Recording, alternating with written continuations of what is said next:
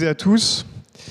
Nous sommes très heureux de vous accueillir ici au CEDIAS Musée Social à Paris pour cet échange entre les lecteurs et lectrices d'Alternatives économiques et Jean-Marc Jancovici qui nous fait le plaisir de sa présence. Nous retransmettons en direct cette séquence sur la chaîne YouTube de l'association.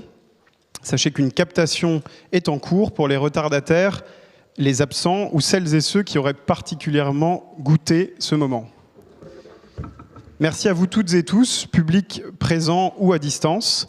Merci à la rédaction d'Alter Eco d'être avec nous, et notamment Antoine de Ravignan. Je vous présente les excuses de Timothée Duverger, président de l'association des lecteurs d'Alter Eco, retenu pour une obligation professionnelle dans sa tendre Gironde. Il nous a donc confié le soin, avec Camille Dorival, Antoine Trobois et Jean-Louis Vira, au nom des membres de l'association, de vous interroger, Jean-Marc Jancovici. Merci d'avoir accepté de vous prêter au jeu des questions-réponses et merci d'avoir accepté notre invitation. Peut-être est-il désobligeant de résumer 61 ans de vie en 3 minutes, mais l'exercice l'impose. Jean-Marc Jancovici, vous êtes ingénieur, diplômé de l'École Polytechnique et de Télécom Paris. Vous êtes le cofondateur avec Alain Grandjean de Carbone 4, cabinet de conseil en stratégie bas carbone. On vous connaît aussi comme fondateur et président du Shift Project, think tank occupé à la préparation d'une économie moindre et maîtrise de carbone. Vous donnez aussi des cours, des interviews, des conférences particulièrement suivies et relayées. Vous êtes aussi un auteur à succès, à l'image du Monde sans fin, qui, à côté du Petit Prince ou des Misérables, orne désormais de nombreuses bibliothèques françaises. Vous réussissez la prouesse de convaincre un large éventail politique, de l'extrême gauche à la droite, en passant par les écologistes et les patrons du CAC 40. On loue votre sens de la pédagogie, de la formule et des métaphores, ainsi que votre souci de la démonstration. D'aucuns vous reprochent d'être avant tout un soutien invétéré de la filière nucléaire, dont vous défendez régulièrement la pertinence dans un monde toujours plus demandeur d'énergie. La critique vise également votre discours qui serait alarmiste ou anxiogène et dont les effets seraient inverses à ceux recherchés. Parmi d'autres griefs, on pointe la corrélation rapide que vous établissez entre repli de croissance du PIB et fin prochaine des énergies fossiles, ou encore votre minimisation des risques liés à la filière nucléaire. Mais on vous reconnaît d'avoir repositionné le sujet de l'énergie et de la sobriété au cœur des débats politiques, voire peut-être des consciences citoyennes. Vous prenez une décarbonation plutôt voulue que subie, qui, selon vous, nous guetterait si nous ne changions pas de modèle et d'habitude de consommation. Votre pensée dépasse donc la seule question énergétique, et vos avis sont entendus sur le climat, la croissance, la démocratie, les choix de société, la sobriété, sujets sur lesquels nous aurons le plaisir de revenir tout à l'heure en compagnie de 3 autres membres de l'association des lecteurs d'Alternatives économiques. Nous commencerons avec Jean-Louis Vira, avec qui vous converserez sur la sobriété. Puis Antoine Trobois, à propos du mix énergétique, des ENR et du nucléaire.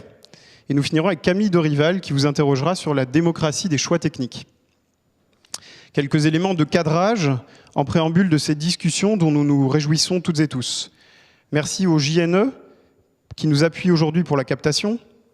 Cette soirée est un échange entre les lecteurs d'Alter Eco et Jean-Marc Jancovici, dont nous espérons profiter des éclairages. Nous plaçons donc cet échange sous le signe de l'ouverture, de la neutralité, sans polémique et sans parti pris. Nous avons réservé un temps de questions posées par les personnes présentes dans la salle qui, bien entendu, je n'en doute pas, s'attacheront à les faire très courtes. Nous ne pourrons malheureusement pas prendre de questions en ligne. J'assume aussi le rôle de gardien du temps qui me donnera le pouvoir, cher Jean-Marc, de vous inviter peut-être à écourter certaines réponses ou à vous relancer. Je vous remercie toutes et tous de votre attention et je donne la parole pour la première séquence de ce face-à-face à Jean-Louis Vira qui aura la charge de poser quelques questions à Jean-Marc Jancovici sur la question de la sobriété. Je vous remercie.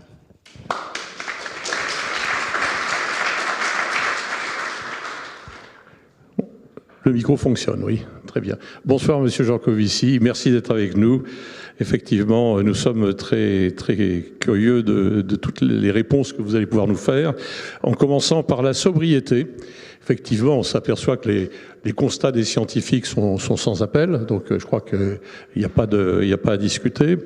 Et quand on parle de sobriété, ça pose certainement une question de choix de société, quelle façon de vivre nous envisageons d'avoir entre, grosso modo, le consumérisme qui a cours actuellement et des formes de société inventées beaucoup plus conviviales, simples et faites d'entraide. Alors, 3 questions dans ce cadre-là. La première, c'est quels sont selon vous les scénarios, les études prospectives les plus dignes de confiance, en quelque sorte, les scénarios de référence que nous devons, nous, citoyens de base, avoir pour réfléchir et prendre des décisions. Alors avant de répondre à la question, je vais peut-être commencer par donner ma définition du mot sobriété. Pour moi, la sobriété, elle n'a pas besoin d'adjectif derrière, donc je ne sais pas si elle est heureuse ou malheureuse. Elle a une définition qui est assez simple, c'est l'abandon volontaire d'un service permettant d'économiser derrière, et j'insiste sur volontaire, permettant d'économiser derrière l'énergie et les matières qui ont permis de fournir le bien ou le service. Je la distingue de l'efficacité, qui ne consiste pas à abandonner quoi que ce soit, mais qui est en gros une amélioration technique du bien ou du service. Et je la distingue également de la pauvreté, qui en termes physiques ressemble à la sobriété, sauf que c'est subi et pas voulu. Donc en fait, il y a 3 manières pour moi d'économiser de l'énergie ou d'économiser des ressources. L'efficacité, qui repose essentiellement sur la filière productive. Donc en gros, on veut toujours la même voiture, hébergeant toujours la grand-mère et le canari quand on part en vacances, allant toujours à la même vitesse, offrant toujours l'autoradio, mais il faut que les ingénieurs se débrouillent pour que ça consomme moins d'énergie ou pas la même, ou etc. La deuxième, ça c'est l'efficacité. La sobriété, c'est je ne prends pas la voiture pour partir en vacances et je pars en vacances en vélo, en train, je ne pars pas en vacances. Enfin, voilà, dans le but délibérément d'éviter la consommation. Et la pauvreté, c'est je ne pars pas en vacances parce que je n'ai pas les moyens, mais j'aurais bien aimé. Donc j'insiste sur le fait que la sobriété est nécessairement volontaire et que dès qu'on est dans la sobriété subie, ça s'appelle de la pauvreté. Le distinguo est important pour moi. Ensuite, pour répondre à la question sur les scénarios. Alors un scénario, il y a un gros malentendu sur les scénarios. Un scénario n'est pas une prévision. Un scénario, c'est une boîte à casser pour aider à réfléchir à l'avenir. Ça n'est pas une prévision. D'accord ? Quand Météo France vous dit quel est le temps qu'il va faire demain, ce n'est pas un scénario météorologique, c'est une prévision. Il vous dit ça va se passer comme ça. Quand un astronome vous dit où sera la Terre autour de l'orbite autour du Soleil dans 3 ans, 2 mois, 3 semaines, 2 heures et 5 secondes, c'est une prévision. On applique les lois de la mécanique céleste. Un scénario, ce n'est pas une prévision. Donc à chaque fois que quelqu'un dit parce que le scénario dit que c'est possible, non, un scénario ne dit pas que c'est possible. Un scénario, j'insiste, c'est une boîte à casser qui permet d'explorer l'avenir et de regarder, c'est ce que les Anglais appellent du what if, d'accord ? Si nous avons ça, alors nous avons ça derrière. Un scénario, c'est aussi vraisemblable que les hypothèses qu'on met en entrée et aussi vraisemblable que les lois d'évolution qu'on utilise à l'intérieur du scénario. Ni plus, ni moins. Alors en ce qui concerne les scénarios qu'on a aujourd'hui sur l'avenir, ils partagent tous pour moi un certain nombre de faiblesses. Je dis bien absolument tous. Et il y en a une qui va beaucoup vous intéresser, puisque nous sommes ici au sein d'une assistance qui normalement est intéressée par l'économie. C'est qu'ils présupposent tous que nous conservons dans un monde qui va avoir de moins en moins d'énergie, la productivité industrielle que nous avons acquise dans un monde qui a énormément d'énergie. Alors, je vais prendre un exemple, on en parlera tout à l'heure peut-être sur les ENR, mais quand on dit aujourd'hui le coût d'une ENR baisse, en fait, la démonstration qu'on a faite, c'est qu'on a réussi à le faire baisser dans un monde qui continue à être dopé aux combustibles fossiles. Ça ne présuppose pas que cette baisse de coût reste acquise dans un monde où les engins de mine n'ont plus de pétrole, il n'y a plus de porte-conteneurs pour transbahuter les pièces d'un continent à l'autre, il n'y a plus de camions en même quantité pour transbahuter les pièces d'une usine à une autre, il n'y a plus de pétrole pour mettre dans les grues qui érigent les éoliennes, etc. On ne sait pas ce que donne le prix dans ce genre de monde-là. Donc la partie économique des scénarios, pour moi, elle est faible dans tous les scénarios que je connais, parce que dans tous les scénarios que je connais, il y a une incohérence entre le paysage global dans lequel on baisse la quantité d'énergie qu'on utilise et la conséquence logique qu'il faudrait en tirer, qui est que moins d'énergie, c'est moins de machines au travail, et moins de machines au travail, c'est une productivité industrielle qui baisse. Vous avez plein de trucs qu'on ne prévoit pas dans les scénarios. Du reste, ces derniers temps, vous avez bien vu, par exemple, dans le budget carbone qui reste à l'humanité pour ne pas dépasser 1,5 degré, il vient d'être divisé par 2. Jusqu'à maintenant, on raisonnait avec un scénario dans lequel il était de 600 milliards de tonnes de CO2. On avait encore le droit d'émettre 600 milliards de tonnes de CO2 avant d'atteindre un... Pof, c'est passé à 300. Bon.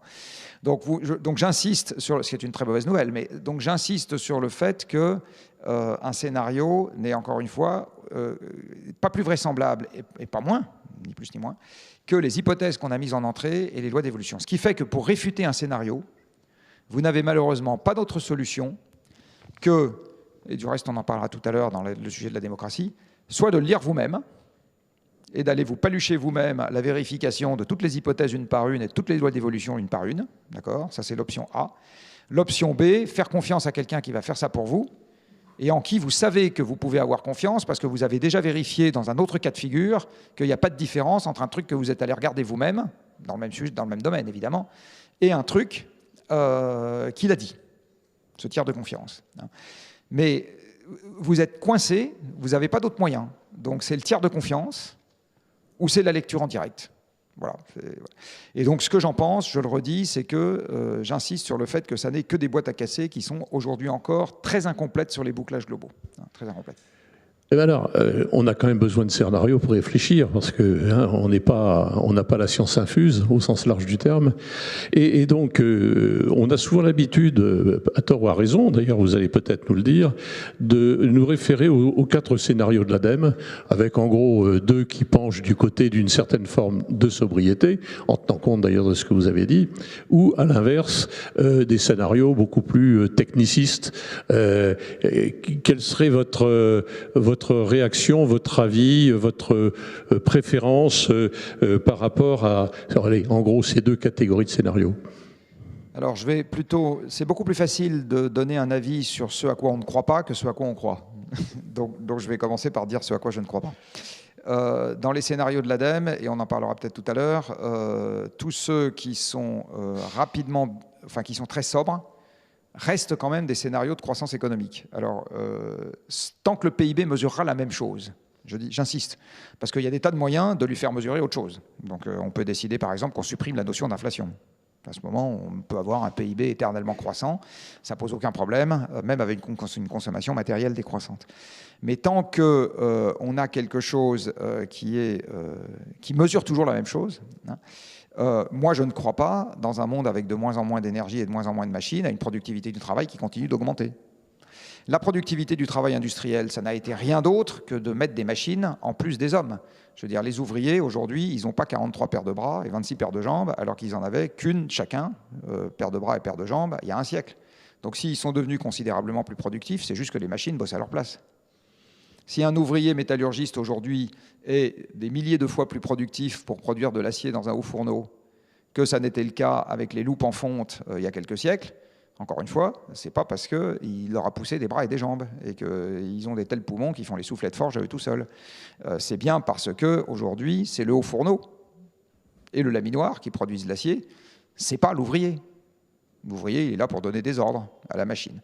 Donc dans un monde avec de moins en moins d'énergie, l'idée qu'on va conserver une productivité du travail importante est un problème. Donc ça, il y a ça dans les 4 scénarios de l'ADEME. Donc c'est quand même une hypothèse qui est un peu gênante parce qu'il y a un petit coup de baguette magique là-dedans qui permet derrière de rendre possible des tas de trucs qui, si on enlève cette hypothèse, cessent d'être possibles. Et je n'ai pas corrigé les scénarios de cette hypothèse-là. Je n'ai pas fait ce boulot. Alors après, ce à quoi je ne crois pas, c'est au fait que sur une planète qui fait désespérément 13 000 km de diamètre, on va avoir de plus en plus de flux de matière. De toute façon, j'y crois pas. Et de plus en plus de flux d'énergie, je suis même capable de démontrer l'inverse. Il y a un petit théorème de maths qui permet de le démontrer. Donc, ce que je crois, c'est qu'il faut rendre désirable une baisse de la consommation matérielle que, de toute façon, on va devoir gérer. Et cette baisse de la consommation matérielle, il faut, mais ça dépend des secteurs, faire une combinaison entre efficacité et sobriété. En gros, on ramasse tout ce que l'efficacité nous donne et on boucle avec de la sobriété. En gros, c'est comme ça qu'il faut arriver à faire les choses. Mais toujours dans les trucs intéressants à noter, il ne vous aura pas échappé qu'en général, quand l'économie va, entre guillemets, pas bien, c'est-à-dire qu'on est en récession, etc., la rotation du capital ralentit. Quand la rotation du capital ralentit, par exemple les voitures se renouvellent moins vite, les ordinateurs se renouvellent moins vite, etc., du coup, ça limite la pénétration du progrès technique. Parce que pour que le progrès technique pénètre, il faut renouveler les parcs. D'accord ? Pour que les voitures deviennent plus efficaces, il faut les remplacer. Donc il faut renouveler les parcs. Pour que les ordinateurs et les mixeurs à soupe deviennent plus efficaces, les tourniquettes à faire la vinaigrette, comme disait Vian, eh bien, il faut les remplacer. Donc, il y a là aussi quelque chose que souvent, dans les scénarios qui sont très volontaristes sur l'efficacité énergétique, en fait, ils ne bouclent pas avec l'énergie nécessaire au sein de l'industrie pour fabriquer à toute vapeur, c'est le cas de le dire, tous les objets qui vont devoir être nécessaires pour remplacer des objets existants. Enfin voilà, il y a des choses de cette nature qui ne sont malheureusement pas dans les approches. Donc moi, je crois qu'on va devoir faire avec moins. Je vais vous donner un autre exemple de truc qui n'est pas pris en compte aujourd'hui. Quand, en 1800, la totalité de l'économie mondiale, donc française en particulier, tournait avec 9 éléments du tableau de Mendeleïev. Le fer, le cuivre, le plomb, l'étain, le carbone, l'oxygène, et j'en oublie 3, je ne sais plus ce que c'était. Bon, bref. À l'heure à laquelle je vous parle, les 92 éléments du tableau de Mendeleïev ont des applications industrielles. Les 92. Ce qui veut dire que rien que votre chemise ou mon polo sont indirectement dépendants des 92, parce que le type qui m'a vendu ce polo, il a de l'informatique chez lui. Dans l'informatique, s'il n'a plus d'ordinateur chez lui, qui retourne à papier-crayon pour gérer, il ne vend pas autant de polos, etc. Donc en fait, il faut bien voir qu'aujourd'hui, on a créé une économie mondialisée, et une bonne partie des progrès techniques sur lesquels on compte à l'avenir postulent que cette mondialisation perdure, parce que cette mondialisation est nécessaire pour extraire les 92 éléments du tableau de Mendeleïev là où ils se trouvent. En France, par exemple, on n'a pas de mine de cuivre. En France, on n'a plus de mine de fer. On pourrait en rouvrir. Ce ne serait pas très bonne, mais enfin bon, on n'en aurait pas beaucoup. En France, on n'a plus de plomb, on n'a plus d'étain, il reste un peu de bauxite dans le sud-est, etc. Mais vous voyez, donc, en fait, comment est-ce qu'on fait dans une économie qui se démondialise ? Et beaucoup moins de pétrole, c'est une démondialisation, hein, parce que c'est les porte-conteneurs, les minéraliers, les vraquiers, tout ça, c'est du pétrole. Comment est-ce qu'on fait pour conserver ce qu'on appelle le progrès technique, c'est-à-dire des objets très sophistiqués? Voilà. Est-ce que l'ADEME s'est penché dans le scénario sobriété sur la possibilité, ne serait-ce que de continuer à faire des machines à laver, qui aujourd'hui comportent aussi 60 éléments ou 80 éléments différents, parce qu'ils ont un tableau numérique, etc. Non. Voilà. Donc c'est tout ça pour dire qu'aujourd'hui, on est encore sur des visions qui sont très très rustiques, très embryonnaires, très macroscopiques. En fait, elles sont utiles pour inspirer des travaux techniques sectoriels, etc. Mais elles ne peuvent pas, en l'état, constituer ce que j'appellerais une solution, c'est-à-dire, on sort ce truc-là, on dit, il n'y a qu'à faire ce truc-là, là, le scénario B2 de RTE, enfin le scénario N3 ou M2 de RTE, et le scénario machin de l'ADEME, et puis ça va... Non, ça, malheureusement, il reste beaucoup d'angles morts et d'effets de rétroaction qu'on n'a pas pris en compte dans les approches qu'on a faites aujourd'hui, mais, je le redis, ça peut constituer une source d'inspiration utile pour les gens, les soutiers qui sont à l'étage en dessous et qui, eux, doivent réfléchir à qu'est-ce que je fais comme voiture dans un monde où il y a moins de mondialisation, où c'est moins facile d'extraire le métal des mines, où la productivité industrielle diminue et où ça ne doit pas émettre de CO2. Voilà, comme ça. Alors au fond, par rapport à ma question, vous nous mettez en face d'une sobriété qui reste complètement inventée. Oui. Hein ? Et par où, oui, pas complètement, mais en grande partie quand même, notamment sur le plan social, hein, parce qu'il faut qu'il y ait un consensus. À votre avis, il vaut mieux prendre le problème par quel bout ? Par le haut ou par le bas, en quelque sorte ? Alors ça, on va peut-être en parler avec ma voisine de droite, mais par le bas pour moi. Je crois fortement que la démocratie est un système remontant, sinon ça s'appelle une dictature, et donc je pense qu'il faut prendre le problème par le bas. Merci. Peut-être une dernière question. Est-ce qu'il faut croire dans les avancées technologiques pour solutionner nos problèmes au-delà des ressources que ça nécessite ? Alors, si on refait aujourd'hui des machines à laver dans lesquelles vous avez une commande électromécanique et un tambour dans lequel vous avez un alliage très simple et un capot, pas en plastique mais en bois, je dis n'importe quoi, hein, c'est tout à fait une avancée technique. D'accord ? Donc, est-ce que je crois aux avancées techniques ? Oui. Est-ce que je crois à la avec un grand L, technique avec un grand T? En fait, ça n'est pas défini, la technique avec un grand T. Ça n'existe même pas. Non. Est-ce que je crois qu'on va pouvoir compter sur des objets de plus en plus complexes? Je viens d'expliquer juste avant que non, pour la raison à laquelle je... Voilà. Qu'est-ce que ça signifie pour un pays comme la France qui n'a quasiment plus une mine sur son sol? Pour une zone comme l'Europe qui n'a quasiment plus une mine sur... Enfin, si, il y a encore des mines en Europe, mais à l'est et au nord, mais il n'y en a quand même plus énormément. Et qui est aujourd'hui critiquement dépendante des approvisionnements en matières premières pour tout et n'importe quoi, hein, de ce qui se passe à l'étranger, ça reste à inventer. Alors que ça demande beaucoup d'ingéniosité de réfléchir à la façon dont on construit ce système en essayant de conserver un minimum d'acquis pour qu'on ne trouve pas la potion trop amère, c'est évident que ça va demander beaucoup, beaucoup d'ingéniosité. Mais ce n'est pas le cahier des charges avec lequel on fonctionne aujourd'hui. Ce n'est pas là qu'on met notre jus de cerveau aujourd'hui. Très bien, merci beaucoup. On arrive au bout de la première séquence consacrée à la sobriété et au mode de consommation. Je donne la parole à... Pardon, juste avec la file d'escalier, il y a un truc quand même, c'est qu'on dit toujours la sobriété est heureuse. Moi, je ne suis pas d'accord du tout. Aujourd'hui, ce qui est heureux, c'est la consommation. Quand vous regardez le comportement effectif des gens, ce qui est heureux, c'est la consommation. Je veux dire, les gens se précipitent sur les promotions, etc., les buffets à volonté. Bon. Donc je pense qu'il y a un énorme travail culturel à faire et pas du tout un travail d'ingénieur. Là, je rentre de l'université d'été, enfin en l'occurrence qui s'est tenue à la fin du printemps, des shifters, qui sont les bénévoles du shift, qui constituent une association distincte à Nantes. Et le thème de cette année, c'était comment créer du récit autour de cette histoire de transition, de décarbonation, de sobriété, etc. Et aujourd'hui, on en manque cruellement. On continue, vous ouvrez la télé, ce que je fais de temps en temps, parce que c'est intéressant de regarder ce qui y passe. Vous continuez, enfin, il n'y a pas une série policière où il n'y a pas, j'ai remarqué ça, même française, où il n'y a pas un 4x4, une Jaguar ou je ne sais pas quoi. Donc on continue à être dans un imaginaire, à véhiculer un imaginaire. Hollywood est une entreprise marketing extraordinaire pour pousser les gens à consommer. Donc il n'y a pas... C'était partiellement assumé du reste à un moment.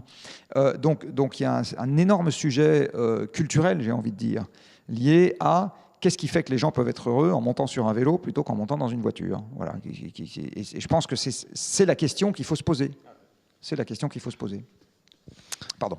Merci. Alors, ce qui sous-tend tout ça et toutes nos habitudes, c'est aussi les consommations d'énergie qu'il faut donc, avant de les consommer, les produire. Aujourd'hui, on a une tradition en France qui est très nucléaire, mais on est aussi conscient d'un virage nécessaire vers les énergies renouvelables. Je laisse Antoine poser la première question de la deuxième séquence. Merci. Bonsoir Jean-Marc Jancovici.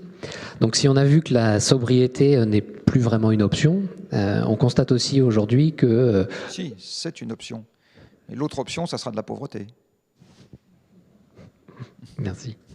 Alors, on constate que le gouvernement aujourd'hui voudrait dépasser l'opposition assez traditionnelle en France entre énergie renouvelable et nucléaire en proposant d'accélérer en même temps le développement des ENR, terrestres comme offshore, et de relancer le nouveau nucléaire. Arguant d'horizons de temps différents pour déployer ces moyens de production électrique décarbonés, à savoir plus rapides pour les ENR terrestres, éoliens et solaires, et moins rapides pour l'éolien offshore et le nouveau nucléaire. Donc ma première question, est-ce que faire justement feu de tout bois sur l'électrification des usages, les ENR et le nucléaire est la seule solution possible pour répondre aux enjeux actuels? Je vais vous faire une réponse de type mot mêlé. Là, vous savez, les mots mêlés, vous barrez tous les mots, etc. Puis à la fin, il vous reste les lettres pour composer le mot que vous devez trouver. Bon. Donc là, on va barrer. D'accord. Qu'est-ce qu'on a comme option dans un monde qu'on veut décarboner et dans un monde dans lequel, de toute façon, pour des raisons géologiques, l'approvisionnement pétrolier, gazier et plus tard charbonnier va de toute façon baisser. Incidemment, en Europe, l'approvisionnement pétrolier baisse déjà de manière subie depuis 2008. L'approvisionnement gazier baisse déjà de manière subie depuis entre 2005 et 2010. Voilà. La conséquence, la raison pour le pétrole, c'est le pic de production du pétrole conventionnel dans le monde. 2008. Et la raison pour le gaz, c'est le pic de production de la mer du Nord, qui faisait plus de la moitié du gaz européen en 2005. Donc on est déjà dans une baisse subie des deux, ça se voit de manière très très simple, et c'est la raison incidemment pour laquelle la production industrielle n'augmente plus en Europe, que la construction n'augmente plus en Europe, que les tonnes chargées dans les camions n'augmentent plus en Europe, et que le revenu disponible des ménages français a commencé à s'éroder depuis 2010. Voilà, tout ça est une affaire d'énergie, de façon, enfin on peut l'expliquer de façon assez simple. Donc, dans cette affaire-là, donc on ne peut pas utiliser les énergies fossiles, d'abord parce qu'on en a de moins en moins, et ensuite parce qu'elles émettent du CO2. Dans les énergies bas carbone, il en reste deux catégories. Il y a les énergies dites renouvelables et les énergies dites nucléaires. Je dis les parce qu'il y a plusieurs manières d'exploiter l'énergie nucléaire. Donc, voilà. Il faut quand même commencer par rappeler que l'essentiel de l'approvisionnement énergétique direct de la France est fossile. Et si je prends l'empreinte carbone des Français, c'est-à-dire l'énergie qui a été nécessaire hors des frontières pour toutes les fringues que vous portez et moi aussi, toutes les chaussures que vous portez et moi aussi, les pieds en acier des chaises sur lesquelles vous êtes assis, les voitures dans lesquelles vous êtes venus, qui sont faites en acier, qui n'a pas été, le minerai de fer vient pas de France, les casseroles que vous avez achetées chez un distributeur que je ne nommerai pas, qui sont made in ailleurs tout autant qu'elles sont, les smartphones, qui n'a pas de smartphone dans la salle? Ben voilà. Voilà, un valeureux candidat là-bas. Donc, l'énergie de fabrication, elle n'a pas eu lieu en France, etc. Donc, si je rajoute l'énergie de fabrication, c'est-à-dire l'empreinte carbone de ce qui vient dehors de France, la France est encore plus fossile que si je regarde simplement son énergie directe. Donc, en fait, la première chose qu'il faut commencer par rappeler, c'est que l'électricité en France, c'est un petit quart de l'énergie qu'on consomme directement en France, de l'énergie finale, et si je rajoute l'énergie qu'on ne consomme pas en France et qui est nécessaire à nos biens de consommation, c'est en dessous de 20%.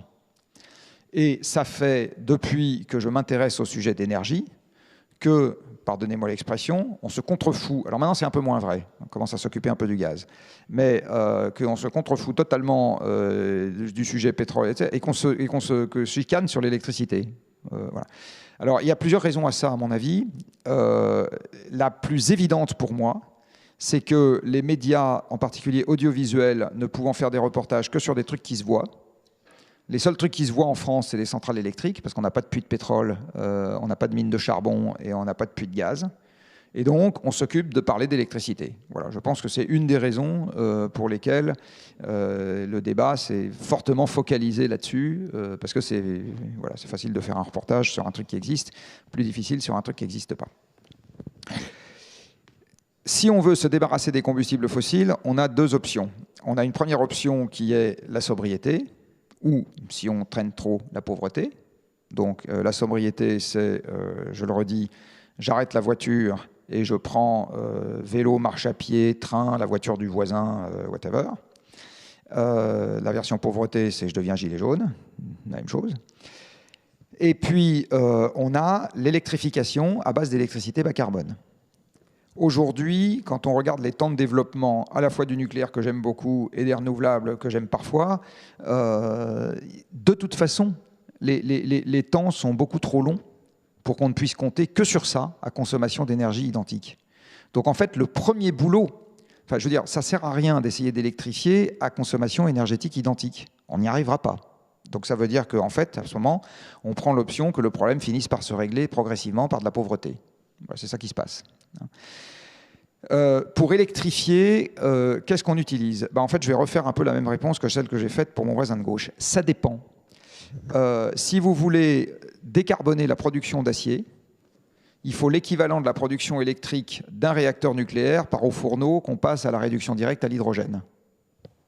Je pense que c'est plus simple de construire rapidement des réacteurs nucléaires à côté des hauts fourneaux que d'essayer de connecter ça à des sources intermittentes, sans compter qu'un ce genre de procédés, c'est des procédés en continu, industriels, etc., compliqués à débrancher. Si vous avez besoin de clim, c'est vachement bien de mettre un panneau solaire sur la maison, puisqu'en général, vous avez besoin de clim quand il fait chaud quand il y a du soleil. Donc, ce qu'on ne fait pas suffisamment aujourd'hui, si on n'oppose pas tout ça, c'est d'essayer de raisonner sur quel est le truc le plus pertinent en fonction de l'application qu'on veut en faire derrière. Et par ailleurs, si on compte nos abattis, combien est-ce qu'on peut raisonnablement en faire ? Voilà. Et dans le raisonnablement, là je vais peut-être vous faire sauter en l'air, mais il y a un truc qu'aujourd'hui on ne sait pas faire en matière ni de renouvelable ni de nucléaire, c'est d'accepter l'idée qu'on se dirige vers un monde qui va de toute façon être très risqué, et que la seule chose qu'on puisse faire, c'est un arbitrage des risques. Mais l'idée que j'ai longtemps combattue, maintenant c'est un peu moins vrai, qu'un monde sans nucléaire est un monde sans risque, est un monde avec nucléaire, c'est pas vrai du tout. Un monde sans nucléaire, il y a plein d'autres risques que le risque nucléaire. On augmente plein d'autres risques en disant qu'on va faire sans nucléaire. On en augmente plein d'autres. Et à l'arrivée, mon analyse, c'est que le monde global est beaucoup plus risqué si on n'en fait pas. Voilà. Effectivement, donc on va récupérer les risques du nucléaire, mais on va en diminuer plein d'autres. C'est un peu comme si vous refusez les effets secondaires d'un médicament qui va vous sauver la vie. Bon, si vous voulez. Un médicament, c'est risqué. Hein. Je vous rappelle qu'à haute dose, c'est toujours du poison. Hein. C'est la même chose. Hein. Bon. Sauf que vous allez arbitrer les risques et vous allez dire, est-ce que je prends le risque du médicament ou le risque de ne pas prendre le médicament? Et très souvent, vous allez prendre le risque du médicament. Bon. Ben là, c'est exactement pareil. Ce qu'on ne sait pas faire aujourd'hui dans le débat sur l'énergie, et en particulier sur l'énergie nucléaire, c'est faire l'arbitrage des risques. Hein, donc on ne voit que les risques d'une option et on ne voit pas les risques des autres options. Donc est-ce qu'il faut faire feu de tout bois? Oui, mais en étant discriminé. Et discriminer, ça veut dire que, par exemple, on va rentrer dans les détails, de l'éolien ici, c'est intelligent, de l'éolien là, c'est moins intelligent. De l'éolien, pour avoir de l'électricité quand le vent souffle, c'est bien. Pour en avoir quand le vent souffle pas, aujourd'hui, c'est compliqué. Enfin voilà. Donc, en particulier, un des trucs aujourd'hui, on ne sait pas faire dans un réseau qui serait essentiellement alimenté avec des sources non pilotables, c'est le stockage intersaisonnier ou le stockage interannuel. C'est ça les grosses difficultés. Le stockage quotidien, on va y arriver. C'est pas un problème, il y a des batteries, etc. Le vrai problème, c'est passer les saisons et éventuellement passer les années qui ont des conditions météorologiques assez différenciées. Voilà, c'est ça la différence. Merci. Ouais, justement, pour poursuivre sur la notion de risque, nous, on vous propose maintenant de zoomer en fait sur les handicaps de chaque source d'énergie électrique décarbonée, donc ENR puis nucléaire. Parce que mettre en avant en fait les atouts, hein, les lobbies le font tous les jours. Donc nous, en tant que citoyens, on considère justement que c'est dans les angles morts, technologiques ou sociétaux, que va se cacher le diable. Donc quels seraient selon vous les handicaps majeurs qui pèsent sur une forte pénétration des ENR électriques? Est-ce justement la maîtrise des technologies de stockage, comme l'hydrogène ou le méthane de synthèse? Est-ce que c'est l'approvisionnement en matériaux, la maintenance, la durée de vie de ces installations? Encore le manque d'espace ou bien l'acceptation sociétale des éoliennes, par exemple? Alors d'abord, il faut rappeler que dans les ENR électriques, la première dans le monde aujourd'hui, c'est l'hydroélectricité. D'accord? Donc en fait, votre question, je vais la restreindre aux ENR électriques non pilotables, que sont l'éolien et le solaire, parce que j'imagine que c'est essentiellement là-dessus qu'elle portait. Il n'y a aucun problème pour faire un système 100% ENR quand vous êtes en Norvège. Du reste, c'est ce qu'ils ont fait. Ils sont 4,5 millions. Sur un territoire qui doit faire, sauf erreur de ma part, un peu moins de 200 000, ou de l'ordre de 200 ou 250 000 km², qui est essentiellement montagneux. Il consomme 2,5 fois, si ma mémoire est bonne, l'électricité des Français par personne, 100% ENR, aucun problème. Voilà. Donc, il y a des géographies qui s'y prêtent très bien. Il n'y a aucun problème. Et l'hydroélectricité étant pilotable, il y a zéro souci.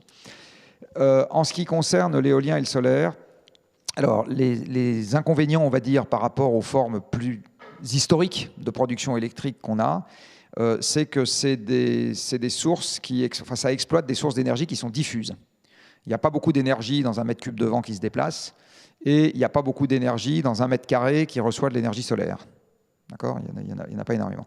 Donc ça veut dire que pour avoir des quantités significatives d'énergie à partir de ces sources, et aujourd'hui notre civilisation utilise des quantités très significatives d'énergie, et même si on le divisait par 2 ou par 3, ça serait encore des quantités très significatives d'énergie par rapport à ce qu'ont été les temps historiques, hein, par rapport à ce qu'était la condition humaine il y a plus de 2 siècles. Et ça demande de déployer un très très grand nombre de collecteurs. Du coup, donc le premier sujet, c'est les matériaux, l'industrie, les emplacements, donc tous les trucs qui sont nécessaires quand vous avez un très très grand nombre de collecteurs à déployer. Et ça peut être un sujet en tant que tel.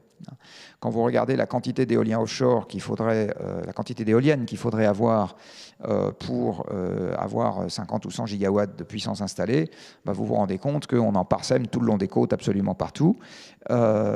C'est pas nécessairement très facile. D'abord, il y a un sujet d'acceptabilité, mais même si l'acceptabilité n'est pas un problème, ça veut dire qu'il y a plein d'endroits où il faut faire des chantiers offshore. Est-ce qu'on a les moyens de les faire en simultané? Pas nécessairement.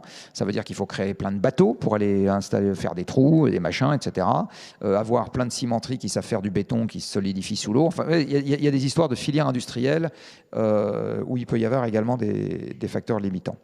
Et ensuite, ces installations, on les fait pour 20 ans, 30 ans. Alors, bon, c'est comme pour le nucléaire, qu'on a dit 40 ans, il va durer plus longtemps. Une éolienne, on dit 20 ans, en fait, ça va durer plus longtemps.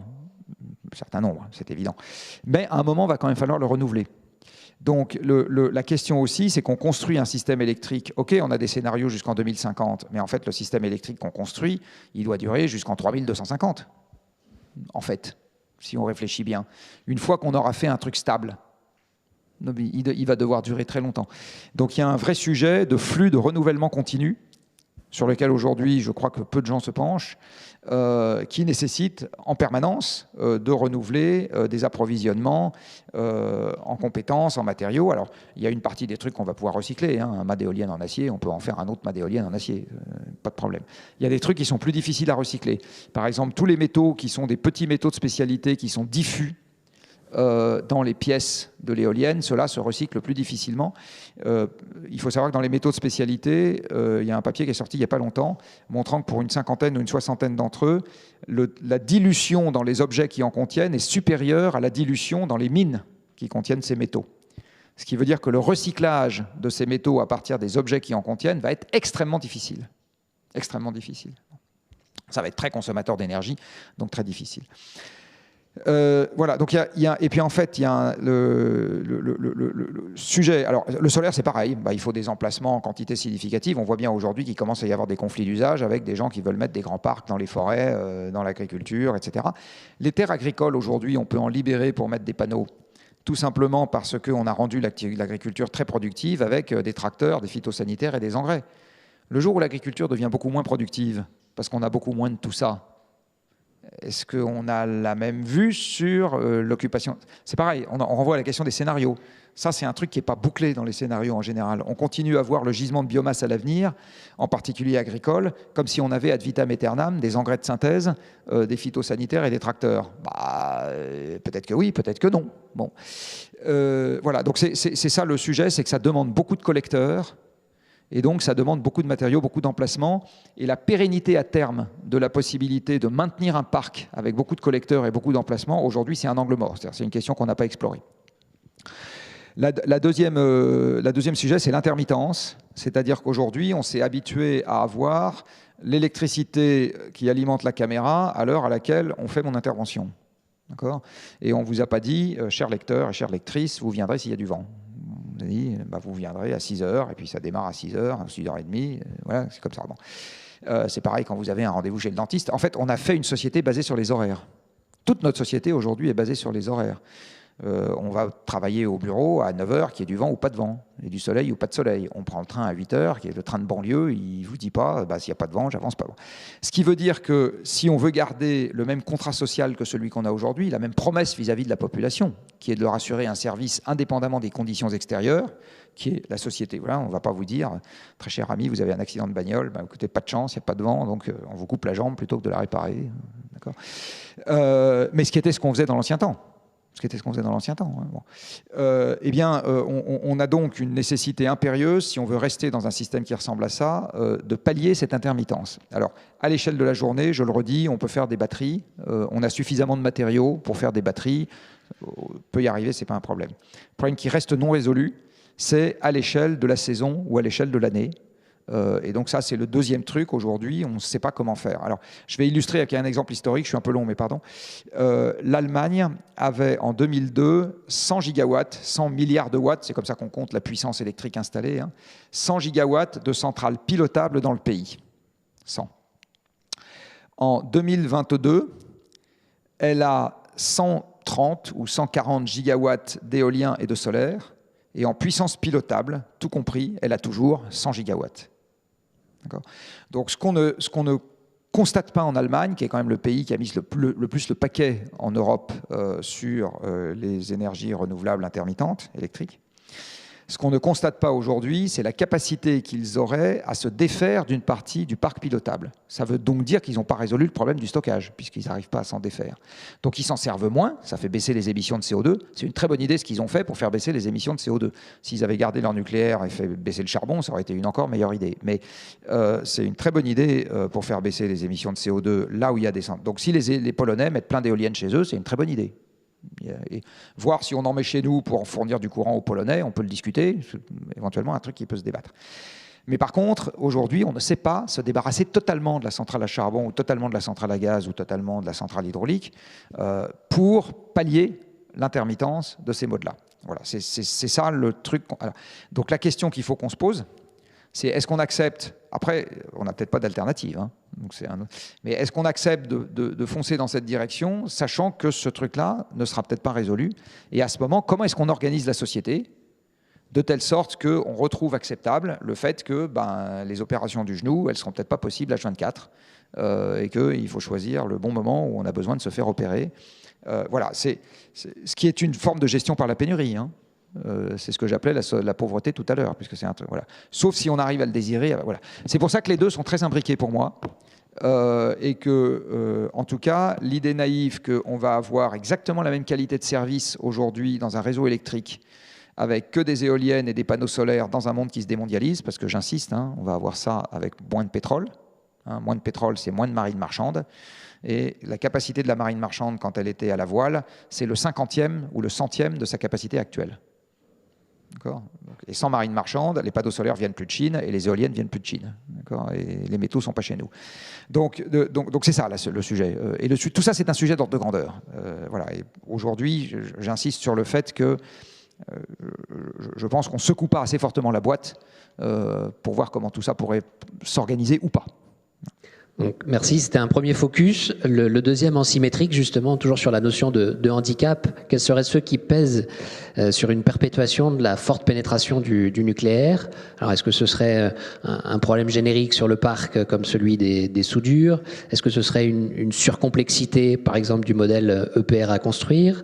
Est-ce que ce serait la gestion des déchets, un manque d'eau pour le refroidissement des centrales, ou alors là aussi l'acceptation sociétale, encore une fois, du risque d'accident majeur en cas de séisme ou d'autres causes? Je vous demande une réponse un tout petit peu plus courte que la précédente. Les handicaps du nucléaire ne sont pas dans les risques du nucléaire, pour faire une réponse très courte. Ils sont dans le fait que, autant dans les ENR, vous avez une barrière de matériaux, dans le nucléaire, vous avez une barrière de compétences. C'est ça la barrière du nucléaire. Et une barrière de capitaux. Ça va vous intéresser puisque vous aimez l'économie. Il faut savoir qu'aujourd'hui, le coût d'un mégawattheure nucléaire est au premier ordre essentiellement dépendant du coût du capital. Pour un réacteur qui va coûter 10 milliards à construire, entre un coût du capital à 2% et un coût du capital à 10%, la différence, c'est 90 milliards de frais financiers sur la durée de vie du réacteur. 90 milliards. Donc en fait, un nucléaire privé est un nucléaire cher. Donc je fais partie des gens qui disent que le nucléaire n'a rien à faire dans le secteur privé. Un nucléaire moins cher, voilà. Mais dans les inconvénients, donc il y a une barrière de compétence ou une barrière de mentalité. Parce que dire qu'on va mettre le nucléaire dans le privé, c'est une barrière de mentalité, ce n'est pas une barrière physique. Ça ne dépend que de la convention qu'on a envie de se donner. Et il y a une barrière de compétence parce que c'est un réacteur, c'est un gros bousin compliqué. Moi, je ne suis pas capable de le faire, vous n'êtes pas capable de le faire. Il faut trouver des gens capables de le faire et des gens capables de le faire. Il faut 10 ans pour faire un bon soudeur industriel qui fasse une raffinerie ou un réacteur nucléaire du reste. Voilà, donc c'est quelque chose qui demande du temps. C'est ça le principal handicap du nucléaire. Dans les handicaps qu'on lui prête souvent, on importe l'uranium, mais j'insiste, on va importer tous les métaux des éoliennes et tous les métaux des panneaux solaires, et on va en importer beaucoup plus en quantité. Donc, c'est pas parce qu'on n'a pas de nucléaire qu'on n'a pas d'importation. Et aujourd'hui, on importe tous les smartphones, et j'ai pas l'impression que ça vous empêche d'en acheter. La deuxième chose, en ce qui concerne le nucléaire, c'est les accidents. Il faut savoir que le plus grave accident industriel de tous les temps, c'est pas du tout l'accident de Tchernobyl, c'est l'accident de Bhopal. Qui a tué beaucoup plus de monde, qui était un accident d'une usine chimique. Et le plus grave accident d'une installation de production d'électricité en Europe en nombre de morts instantanés, ça n'a pas été Tchernobyl non plus, ça a été la rupture du barrage de Vajon-Longaronne en Italie, qui a fait 2500 morts après un glissement de terrain qui a fait déborder le lac de barrage et qui a noyé un village à l'aval. La question de la dangerosité, le défaut générique par exemple qu'on a trouvé sur les circuits de secours, c'était des circuits de secours. Alors je vais vous poser une question. Imaginons que vous ayez des mafiosos qui vous courent derrière. Vous êtes dans votre voiture et on vous annonce que votre voiture, il y a un dispositif de secours qui peut-être ne va pas fonctionner. Vous arrêtez la voiture ? Non. Donc là, ce que je viens de vous donner comme exemple, c'est le fait que l'ASN, telle qu'elle est bigornée aujourd'hui, n'a pas le mandat d'arbitrer entre le risque de continuer l'exploitation et le risque d'arrêter l'exploitation. Ce n'est pas son job. Son job, c'est le risque si je continue l'exploitation, point barre. Le fait que si on arrête l'exploitation, on peut faire mourir plein de gens parce qu'il n'y a pas assez d'électricité, ce n'est pas son problème. C'est absolument pas son problème. Donc, je ne dis pas que c'est des gens malfaisants, c'est juste pas dans son mandat. D'accord ? Bon. Et comme je disais tout à l'heure, on va devoir arbitrer les risques à l'avenir. Donc là, une question, par exemple, qu'aujourd'hui personne ne se pose, c'est dans quelle mesure est-ce qu'il serait pertinent de prendre un peu plus de risques sur la filière nucléaire, un peu plus, c'est peut-être pas votre envie, mais un peu plus, pour en éviter beaucoup plus à côté, des risques environnementaux et des risques sociaux.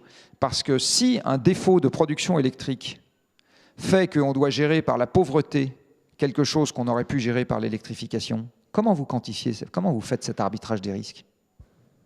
Aujourd'hui, il n'est pas fait du tout. Hein. Et ça renvoie du reste à la question derrière, non mais c'est la question du débat démocratique. Merci d'embrayer vers la suite d'ailleurs. On ne peut avoir un débat démocratique que sur les choses qu'on connaît.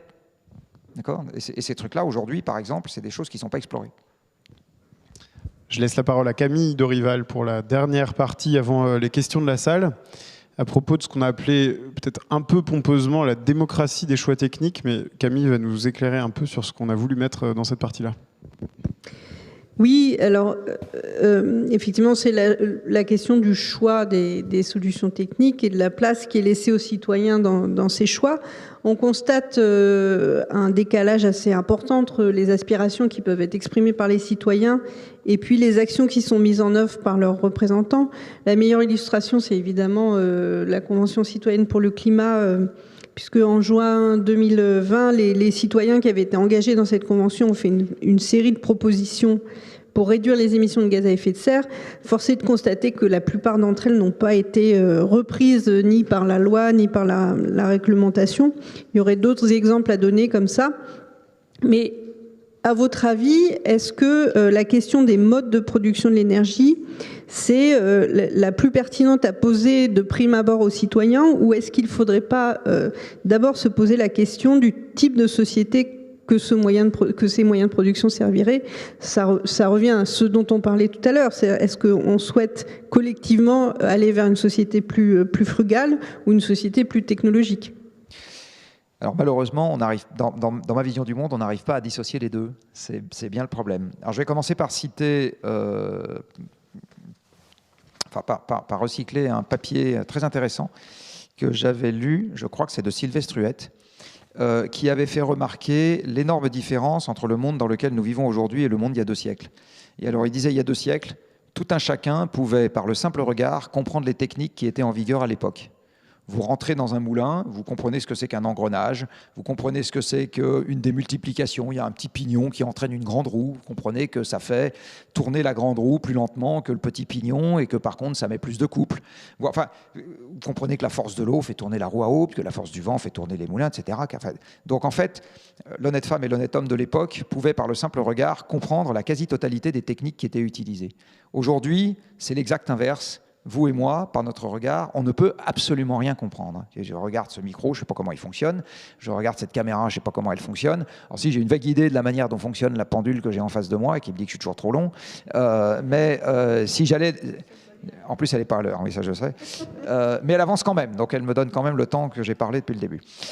Et donc je sais que là-dedans, il y a des ressorts, des tourbillons, des machins, des bidules. Si ça se trouve, c'est de l'électronique, en fait, je dis n'importe quoi. Et à ce moment, je ne sais de nouveau pas comment ça fonctionne. Je ne sais pas si ici, il y a une seule personne qui est capable de démonter toutes les pièces du moteur de sa voiture, pour les gens qui ont une voiture. Et je ne sais pas si ici, il y a une seule personne qui comprend bien comment fonctionne un train quand on monte dedans. Donc, en fait, et votre smartphone, évidemment, vous ne comprenez pas comment il marche, et moi non plus du reste. Donc aujourd'hui, il n'y a plus une seule technique, plus une seule, dont nous dépendons au quotidien. Est-ce que vous savez comment fonctionne la machine qui a fabriqué votre vêtement? Non, moi non plus, le reste. Bon. Donc il n'y a pas une seule technique dont on dépend au quotidien, en premier ordre, qui ne soit accessible à tout un chacun. Elles sont toujours accessibles uniquement aux gens qui travaillent dans le secteur et qui les maîtrisent. Et encore. Les experts alors? Appelons-les comme ça. Appelons-les comme ça. On peut les appeler des experts, des sachants, oui. Mais est-ce que vous appelleriez expert un ouvrier qui pilote une ligne de production de vaccins?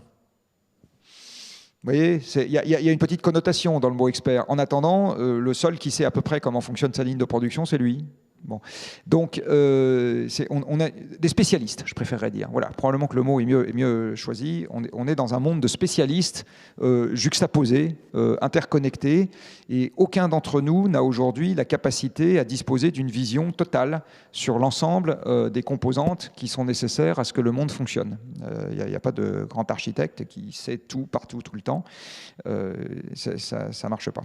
Du coup, c'est très difficile d'organiser des débats qu'on appelle comme on veut, citoyens, démocratiques, etc. Parce que l'étape numéro 1, qui est tout simplement le partage de la connaissance sur le monde tel qu'il est, c'est extrêmement compliqué, c'est hachement compliqué, comme dirait l'autre, à organiser. C'est très très difficile. Et en fait, dans les dialogues, j'ai envie de dire, de sourds qu'il y a, donc avant même qu'on ne soit pas d'accord philosophiquement, les pires dialogues de sourds, c'est quand on n'arrive pas à se mettre d'accord sur les faits. Et à ce moment, on n'arrive pas à dépasser cette étape. C'était très clair. Alors, pourquoi est-ce que j'arrive pas à distinguer l'énergie des modes de vie? Parce que, si vous m'avez un peu lu, vous savez que les modes de vie qu'on a aujourd'hui sont le résultat de l'abondance énergétique. C'est-à-dire l'abondance énergétique qui a mis les machines au travail à notre place, en nous créant un exosquelette surpuissant, a créé le temps qu'on a pour débattre ici, qu'on n'aurait pas eu il y a 2 siècles. Il y a 2 siècles, on aurait tous été exténués après avoir ramassé des patates, charrié des pierres, etc. Déjà, il n'y aurait pas eu de lumière, il n'y aurait pas eu de lampe avec incandescence. Donc voilà, on n'aurait peut-être pas eu les moyens de se payer toutes les chandelles et les bougies qu'il fallait pour éclairer cette pièce. Voilà, donc en fait, on ne serait pas... Ouais. Donc, vous voyez, or, aujourd'hui, vous considérez que d'aller écouter un débat, ça fait partie de votre mode de vie. Dans un monde où il n'y avait pas de machines et pas d'énergie, il n'y avait pas de mondialisation, les gens avaient une chemise ou 2 chemises leur vie durant, ils n'avaient pas de congés payés, ils n'avaient pas de retraite, ils n'avaient pas d'études longues, il n'y avait pas d'emploi dans le tertiaire, il n'y avait pas d'égalité entre les droits des hommes et des femmes, parce que vous auriez eu un enfant sur 2 qui serait mort en couche, et vous auriez passé votre temps à être enceinte et à allaiter. Enfin, je suis un peu cash, mais c'est pour dire, je ne sais pas si vous vous rendez compte de ce que l'énergie nous a amené, c'est juste hallucinant, quoi. Bon. Donc je ne sais pas aujourd'hui dissocier, et c'est bien mon drame, et c'est bien le problème, je ne sais pas dissocier aujourd'hui le débat sur l'énergie du débat sur les modes de vie. Je ne sais pas faire ça. Et ça pose d'énormes problèmes, parce qu'on voit bien que tous les débats qu'on essaye d'organiser sur ce sujet, quelles que soient les intentions qu'on prête, bonnes ou mauvaises, aux organisateurs du débat, reviennent à essayer d'attraper l'éléphant par un bout, là, et puis c'est toujours qu'un bout, quoi. C'est vachement difficile de lui attraper en même temps les pattes, la trompe et les oreilles, quoi. On n'y arrive pas. Voilà. Donc je ne sais pas si c'est une réponse qui vous satisfait beaucoup, mais comme disait l'autre, c'est la mienne. C'est encore une fois très difficile. Alors on peut essayer d'avoir des choses qui améliorent. Par exemple, la Convention citoyenne pour le climat, on a amélioré en donnant une étape de formation sur le climat. Mais il n'y avait pas d'étape de formation sur les processus industriels modernes, il n'y avait pas d'étape de formation sur la mondialisation, il n'y avait pas d'étape de formation sur les matières qui sont nécessaires. Vous voyez, donc il y avait quelques étapes, mais c'est juste impensable de les faire toutes. Je ne sais pas s'il y a eu vraiment une étape de discussion un peu philosophique sur les choix de mode de vie aussi. C'est très difficile, encore une fois, de dissocier les deux. C'est très difficile de dissocier les deux. Est-ce que la notion du partage a toujours le même sens si on doit partager sa perceuse ou si on doit partager sa chambre à coucher? Vous comprenez? Donc, Vous comprenez ce que je veux dire?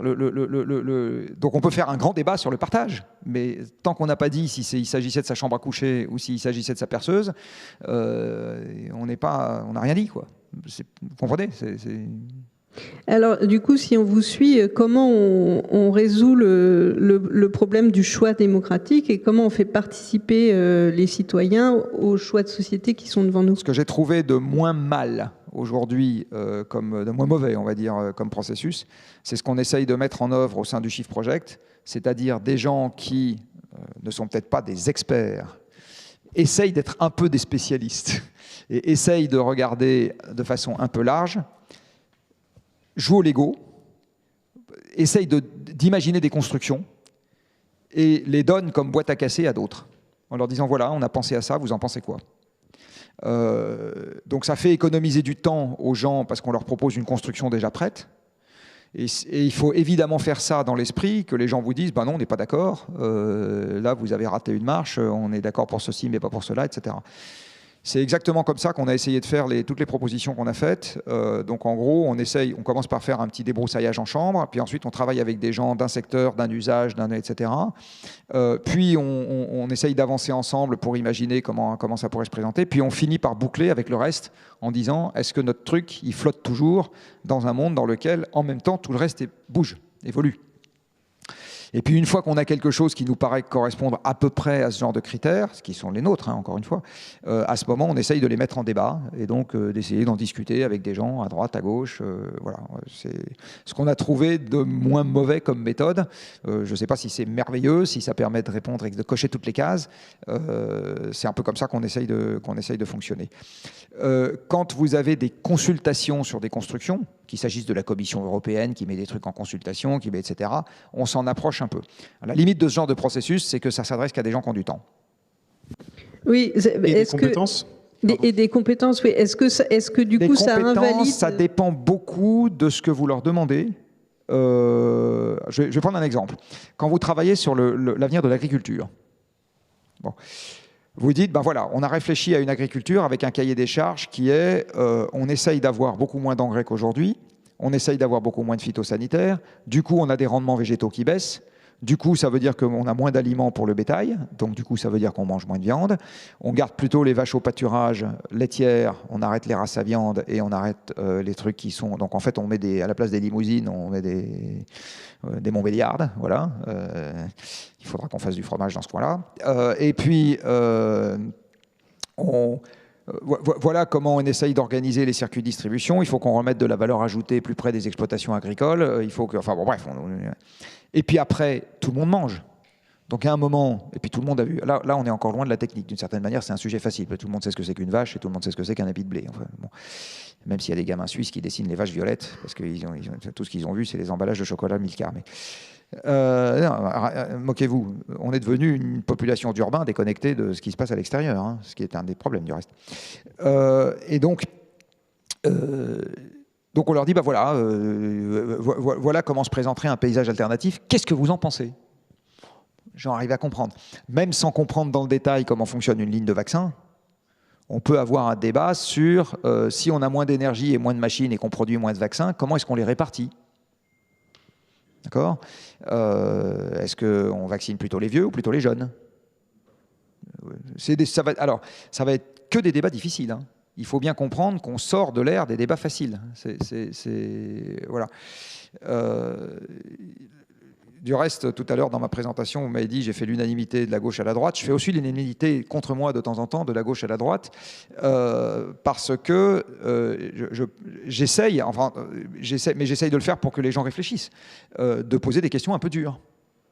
Si on a beaucoup moins de disponibilité dans l'appareil de soins, à qui on les donne en premier? D'accord? Bon, c'est pas une question simple. Non, c'est pas une question simple. Mais c'est une question qui va se poser. Si on a beaucoup moins de vols en avion, comment est-ce qu'on répartit les trucs? D'accord? Par les prix ou par les quantités? 4 fois par an? Non, pas 4 fois dans une vie. 4 fois dans une vie. Alors là, l'exercice que j'ai fait, c'est tout le monde a le même droit à voler. Donc les gens dans cette salle, les Somaliens, les Togolais, les Turcs et les Indiens. D'accord? Alors, ça fait 6 peut-être pour nous alors. À ce moment, ça veut dire que vous faites 2 pour les Somaliens. C'est OK, moi, pas de problème avec ça. C'est votre choix. Mais voilà. Mais mon hypothèse de départ, c'était que tout le monde avait le même. partout sur Terre. La règle de 3, je l'ai publiée, donc voilà. C'est pas une proposition pour demain matin. Je sais très bien que c'est totalement irréaliste pour demain matin. C'était un ordre de grandeur pour frapper les esprits. Le reste, ça a assez bien marché, puisque je me suis implicitement fait traiter de nazi par Luc Ferry. Je ne sais presque pas un compliment venant de... Oui, c'est ce qu'on m'a dit plusieurs fois. Mais c'est fait pour frapper les esprits parce que, encore une fois, nous allons au-devant de débats difficiles, malheureusement, et je pense que plus on les... C'est très lié avec ce que je disais tout à l'heure sur le fait que l'avenir ne sera pas sans risque, et qu'on va devoir arbitrer entre les risques et arbitrer et prendre des décisions. Voilà. Donc comment est-ce qu'on fait pour impliquer le collectif dans des choix difficiles?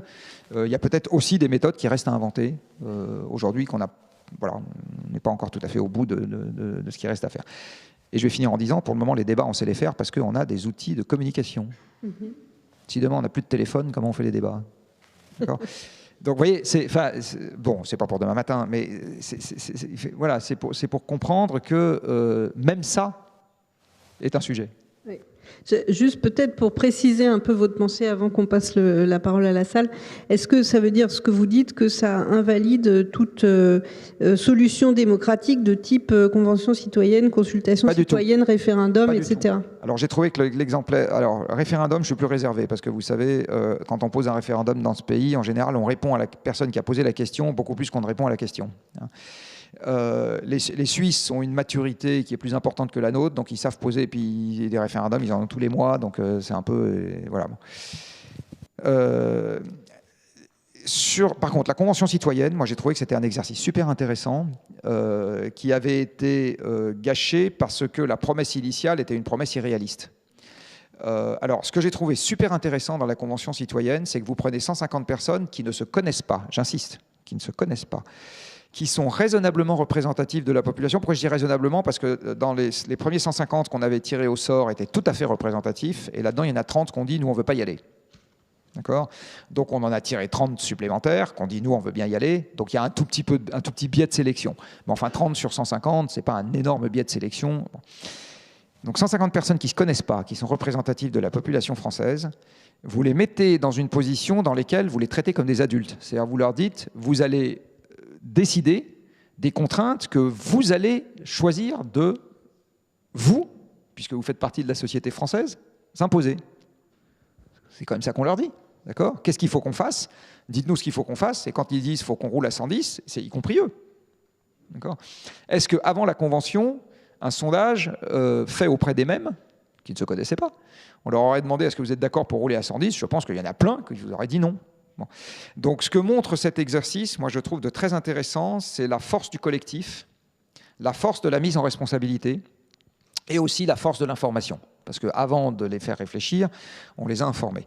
Donc je trouve que c'est un exercice qui est super intéressant. Moi je pense que par exemple dans les exécutifs locaux, c'est quelque chose qui pourrait être extrêmement intéressant pour prendre plein de décisions, et même nationales, enfin je veux dire. Et là où Macron a raté son coup, c'est quand il a dit « je reprendrai sans filtre ». C'était une connerie énorme, il ne fallait surtout pas dire ça. Il fallait dire « je m'engage à passer autant de temps à regarder ce qui a été produit que les gens ont passé de temps à le produire ». D'accord ? Parce qu'après... même animé de la meilleure intention du monde, il peut y avoir des trucs qui sont, je sais pas, il y a un obstacle juridique, par exemple, à leur implémentation. Alors, vous dites, tiens, il faudrait s'occuper de l'agriculture comme ça. Puis il manque de choses, il y a une politique agricole commune qui fait qu'on ne peut pas. Bon, ben, à ce moment, vous dites, votre truc, je prends l'idée, mais demain matin, on ne peut pas. Bon. Donc il fallait juste s'engager à être sérieux sur l'examen des propositions qui avaient été faites. Dire je reprends sans filtre, c'est évident que ça allait partir dans le décor. Mais par contre, j'ai trouvé, moi, l'exercice extrêmement intéressant. Donc, mais les gens ont dû y passer du temps. Ils ont dû venir les week-ends, ce qui veut dire qu'il a fallu mettre en place un système pour garder les enfants pour ceux qui en ont, parce que dans une population représentative, il y a quelques personnes qui ont l'idée farfelue d'avoir des enfants. Donc, voilà. Donc, pour ceux qui bossaient le week-end, parce qu'il y en avait peut-être quelques-uns, il a fallu qu'ils acceptent, que leur employeur accepte qu'ils se fassent porter PayPal. Enfin voilà. Donc, truc de cette nature. Mais ça montre bien que quand des gens pas informés au départ acceptent de passer du temps sur un sujet et qu'on les met dans une position qui est une position de mise en responsabilité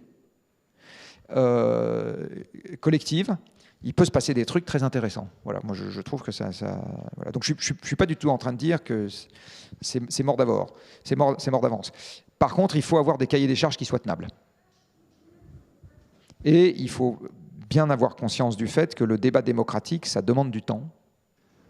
Tiens, je vais vous donner un autre exemple, qui est la manière dont s'est tenu le débat sur les déchets nucléaires en Suède.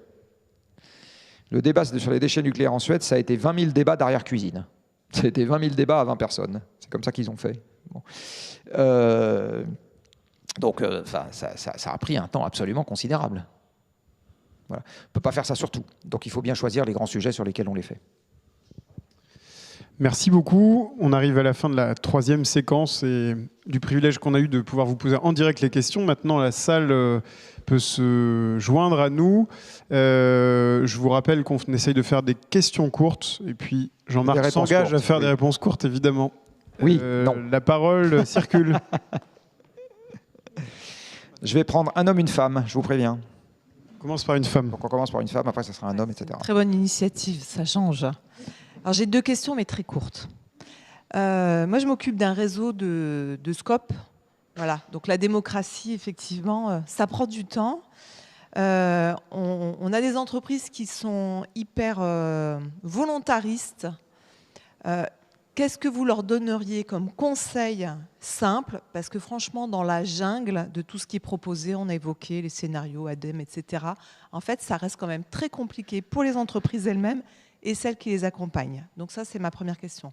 La deuxième, c'est par rapport à l'approche citoyenne. J'ai bien entendu ce que vous évoquez par rapport à l'importance en tout cas de tendre vers un peu spécialité pour pouvoir participer aux solutions. Mais du coup, ça me paraît un peu contradictoire par rapport à ce que vous évoquiez sur le désir à faire émerger, en tout cas pour la sobriété. Ce sur quoi je suis entièrement d'accord sur, en tout cas, l'idée de désir. Et on voit bien que dans les démarches citoyennes, s'il y a un truc qui marche bien, c'est effectivement d'avoir le sentiment qu'on prend en compte son avis. Du coup, j'ai l'impression qu'il y a une petite contradiction là. Alors, je ne suis pas sûr d'avoir compris ce que vous entendez par contradiction. Ce qui est sûr, c'est que l'acceptation de la contrainte est toujours beaucoup plus forte quand on a l'impression qu'on a construit cette contrainte pour une bonne raison. Donc, en fait, c'est une forme d'autodiscipline. Hein. Mais je ne suis pas sûr d'avoir compris la question sur le désir. C'est-à-dire, vous dites, en fait, le désir, s'il vient par exemple d'une mode, il est nécessairement imposé de l'extérieur. C'est ça votre sujet ou c'est autre chose?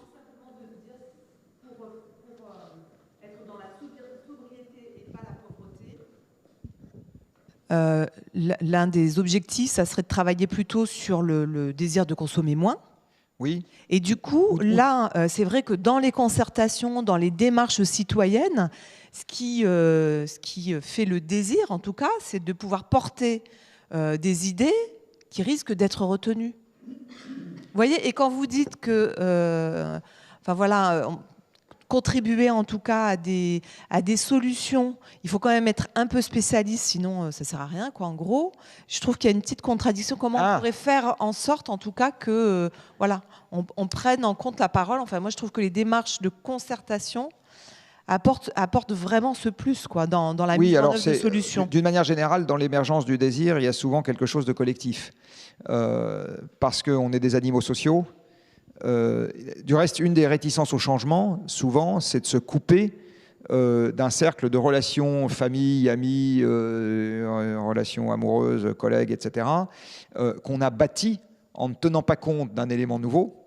Et quand on met l'élément nouveau qui nous oblige à changer de comportement, un des prix qu'on n'a pas envie de payer, c'est le fait de se couper d'un tissu de relations, etc. C'est l'éternel exemple de ce qu'on va servir au repas du dimanche, c'est l'éternel exemple du moyen de transport utilisé pour partir en vacances, etc. Mais je ne suis pas sûr, moi, de voir une contradiction entre le fait qu'on ait des démarches collectives et le fait qu'il y ait une émergence du désir. Enfin, je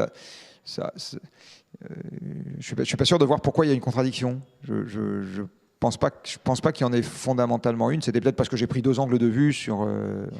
Alors, sur les scopes, En fait, les scopes, du point de vue de la réponse que je vais faire, ne sont pas différentes de toute autre entreprise. J'imagine qu'il ne s'agit pas de multinationales, donc j'imagine qu'il s'agit de petites boîtes. Et en fait, dans une petite boîte, quelle que soit sa forme juridique, il y a un problème qui est le temps, c'est-à-dire la bande passante de l'équipe dirigeante, parce que même dans une scope, il y a une équipe dirigeante, et qui est en général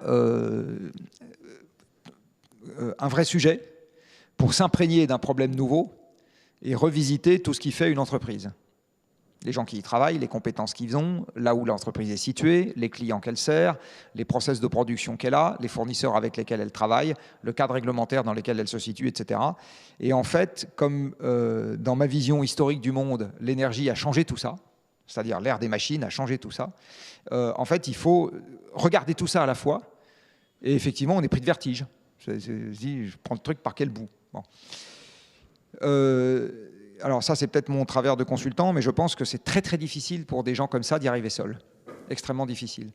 Donc, ou bien ils ont le temps et les moyens économiques de s'adjoindre une aide extérieure, qui aujourd'hui en plus ne sont pas très nombreuses, parce que des gens qui sont bigornés avec ce que je viens de vous dire, là, qui raisonnent système, etc., et pas tant que ça, et ils le font, ou bien ils n'ont pas cette possibilité, et ce que je connais de moins mauvais qui s'en approche, c'est de commencer à discuter avec des gens qui ont le même problème qu'eux. Donc c'est tous les cercles qui réunissent des dirigeants de petites entreprises. Donc ça demande quand même un peu du temps, hein, mais qui font périodiquement des réunions qui essayent de discuter de la façon dont eux ont pris le problème, etc. Et là, dans ce genre de cercle, souvent, c'est plus facile de faire venir un intervenant à un moment qui va un peu secouer tout le monde et qui va permettre aux gens de commencer à réfléchir. Voilà. Mais j'ai envie de dire, c'est le truc le plus élémentaire, en général, c'est de parler du problème avec d'autres personnes, parce qu'elles auront éventuellement pensé à quelque chose, une lecture, regardé un truc, voilà. Mais quand on a besoin d'un nouvel angle de vue, c'est compliqué de le trouver en soi quand on n'a pas beaucoup de temps. Merci beaucoup. Bonsoir, merci beaucoup. Vous parliez tout à l'heure de l'arbitrage entre la sûreté nucléaire et le risque de baisse de production des centrales. Et je vous propose un autre arbitrage à discuter sur le risque toujours de baisse de production et le risque environnemental. En parlant des centrales nucléaires au bord de fleuves, avec le réchauffement climatique où les températures de fleuves vont augmenter et le débit va à l'inverse plutôt diminuer, ce qui pose un problème du coup pour les refroidissements. Quand on vous parle de sujet en interview, moi, de ce que j'ai retenu de vos réponses, c'est que vous répondez que ce n'est pas un risque pour la sûreté nucléaire, puisqu'on peut baisser la production. Sauf que du coup, cette baisse de production, comme vous l'avez dit avant, pose un problème. Et du coup, dans un monde où on peut avoir une canicule généralisée sur toute la France et donc toutes les centrales qui seront amenées à baisser leur production, est-ce que ce n'est pas un souci? D'autant qu'on voit que dans les années précédentes, en fait, il y a eu plusieurs cas de centrales qui dépassent les normes via des arrêtés préfectoraux de rejet. Donc, qu'est-ce que vous avez? Alors, le risque que vous évoquez ne concerne que les centrales qui sont en bord de rivière. Il y a une partie des centrales françaises qui sont en bord de mer, donc celles-là, elles ne sont pas concernées. Et par ailleurs, ça concerne toutes les centrales thermiques qui sont en bord de rivière. Le risque existe aussi c'est exactement le même problème pour les centrales à charbon, etc. C'est effectivement pas un risque de sûreté, c'est-à-dire que c'est pas un truc qui est susceptible de déclencher un accident. C'est un risque de baisse de la production, parce qu'en fait, si vous avez moins de fleuves... Alors aujourd'hui, le facteur limitant, c'est pas la quantité d'eau dans le fleuve, c'est la température de rejet de l'eau qu'on prélève. D'accord ? Donc c'est ça qui force à baisser la production. Pour pas gêner les écosystèmes à l'aval du rejet de l'eau. Vous avez souvent en France aujourd'hui, enfin actuellement en France, la consommation d'électricité l'été est beaucoup plus faible que la consommation d'électricité l'hiver. Vous avez quasiment un facteur 2 entre les deux. Et c'est à cause de ça que l'essentiel du temps, les arrêts de tranche se font, quand le Covid ne vient pas mettre le pastis là-dedans, se font l'été. Donc le fait d'avoir moins d'électricité l'été, aujourd'hui, ce n'est pas un problème crucial. Le jour où tout le monde sera climatisé, on en reparlera, mais aujourd'hui, ce n'est pas un problème. Mais peut-être que justement, il faut éviter que tout le monde se climatise et réfléchir à d'autres solutions. Mais pour le moment, ce n'est pas un problème majeur. Il y a un certain nombre de dispositifs techniques qui peuvent permettre soit de traiter le problème, soit de le baisser. Par exemple, dans les centrales qui sont en bord de fleuve, toutes n'ont pas des tours de refroidissement qui permettent de prélever beaucoup moins d'eau pour refroidir la centrale, parce qu'en fait, vous allez refroidir la centrale en évaporant de l'eau au lieu de juste la réchauffer et la remettre. et quand vous évaporez de l'eau, vous consommez beaucoup plus de chaleur, en gros. Hein. Voilà. Donc on peut rajouter des aéroréfrigérants sur certaines centrales. La plus grosse centrale aux États-Unis, ça c'est une anecdote que vous connaissez peut-être, alors je vais le dire aux autres, elle est au vrai sens du terme dans la merde, parce qu'en fait elle se refroidit avec les eaux usées de la ville de Phoenix. D'accord, comme ça qu'elle se refroidit. Donc voilà, donc il y a un certain nombre de dispositifs techniques qui éventuellement pourraient être mis en œuvre pour que ce truc-là, ce problème-là soit minimisé. Le truc ultime, s'il n'y a plus d'eau du tout dans le fleuve, mais enfin avant qu'il n'y ait plus d'eau du tout dans le Rhône quand même, il va se passer un moment, c'est tout bêtement de l'arrêter. Et à ce moment, une fois que vous êtes en arrêt à froid, vous avez besoin d'un débit d'eau pour garder le réacteur en sûreté qui est considérablement plus faible. Vous avez besoin de quelques litres à la seconde. Donc là, vous les trouvez par un forage dans la nappe s'il faut. Enfin, c'est pas un sujet. Voilà. Donc effectivement, il y a un risque de baisse de production lié à la disponibilité en eau l'été. C'est tout à fait clair. On prend une autre question. Madame. Aujourd'hui, il est quantifié à quelques pourcents de la production annuelle, dans un scénario de réchauffement significatif. Voilà. Bon, c'est un scénario, je n'ai pas été regardé. Alors, dans les boîtes à casser, vous avez envisagé un scénario avec beaucoup de nucléaire. Il n'y a pas que chez nous. Est-ce que ça signifie, vous avez dit tout à l'heure, ASN n'est pas tout à fait câblé pour arbitrer entre des risques de court terme et de moyen terme, si je reformule. Est-ce que ça veut dire qu'on va disséminer partout sur la planète du nucléaire pour arbitrer entre des risques de court terme et de moyen terme, en espérant que personne n'ira faire joujou sur Zaporizhzhia ou ailleurs?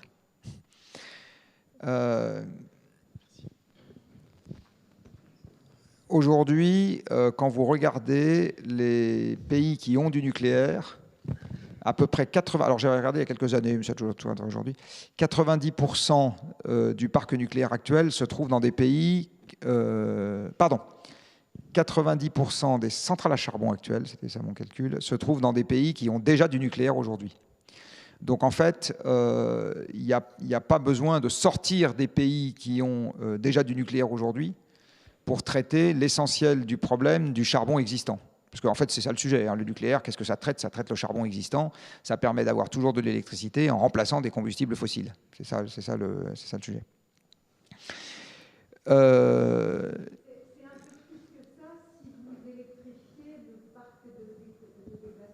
Oui, alors je fais partie des tristes cires qui pensent qu'on n'y arrivera jamais. C'est-à-dire que les 1,2 milliard de voitures qu'on a dans le monde, plus les 2200 gigawatts de centrales à charbon qu'on a dans le monde, de toute façon, tout ça ne sera pas décarboné dans les 30 ans qui viennent. Et donc, on va se prendre des baffes. C'est absolument évident. Une partie va se résoudre par des craquements dans le système. Ça, c'est pas très drôle à dire, mais je pense que malheureusement, on a trop attendu pour qu'aujourd'hui, ça se gère partout dans la joie et la bonne humeur. Est-ce que dans ce... Qu'est-ce que je veux dire ? Du coup, dans ce contexte-là, un certain nombre de pays sont en train d'essayer d'en faire. La Chine est le pays qui, de loin, en construit le plus aujourd'hui. Ensuite, vous avez les Russes qui ont un gros carnet de commandes, alors une partie chez eux, une bonne partie à l'étranger. Dans les pays occidentaux, c'est beaucoup moins... La grande vague, elle est passée dans les années 70, 80, 90 en France. Depuis, il n'y a pas eu grand-chose de significatif. Le fait de recommencer, en fait, c'est la question qui a été posée tout à l'heure. Le fait de recommencer est un truc qui est raisonnablement long. Donc, de toute façon, je ne pense pas qu'on va voir des centrales nucléaires absolument partout pousser comme des champignons demain matin. C'est pas ça qui est en train de se préparer. Mais ce n'est pas nécessairement une bonne nouvelle parce que, je le redis, aujourd'hui, on continue. Vous savez, cette année, on va encore battre un record d'émissions de gaz à effet de serre. Donc la réalité de ce qui est en train de se passer en ce moment, c'est qu'on continue à être massivement dépendant des combustibles fossiles, y compris dans la génération électrique. Je vous propose, comme il est bientôt 20h et que la fin approche, de prendre 2 questions. Et Jean-Marc, vous aurez la possibilité de répondre à ces 2 en même temps. Oui, merci. Et moi, j'ai bien aimé votre définition de la sobriété comme renoncement volontaire à des services. En réfléchissant, et si on fait ça sérieusement et à grande masse, si on agrège l'ensemble de ces services, ça se traduit par une diminution d'une grandeur macroéconomique qui s'appelle le PIB. Donc, vu par les macroéconomistes, ça va s'appeler de la décroissance. Je pense que ça n'en est pas, mais ça va s'appeler de la décroissance. Parallèlement, tous les calculs macroéconomiques, toute la politique économique repose sur des hypothèses de croissance du PIB, y compris le travail qui a été fait par Pisani-Ferry et Selma Mahfouz, que vous avez défendu, et à juste titre, sur France Inter, repose sur cette hypothèse de maintien de la croissance de cet indicateur, de cet agrégat qu'est le PIB. Alors ma question, elle est est-ce que, à partir de vos travaux, vous avez commencé à réfléchir à ce qui pourrait être un indicateur alternatif qui permettrait de faire du calcul économique, parce que derrière tout ça, pour transformer tout ça en politique économique, il faut pouvoir faire du calcul économique qui permette justement de sortir de cette impasse un peu logique entre un PIB qui agrège des tas de choses. On le voit aujourd'hui à propos du débat sur l'avion. En fait, on défend l'avion parce que ça va contribuer à la croissance du PIB. Et du coup, je complète avec ma seconde question, très rapidement, merci. Merci pour votre intervention. Ma question concerne la sobriété, son coût et la temporalité de nos actions, notamment avec l'urgence climatique qui approche.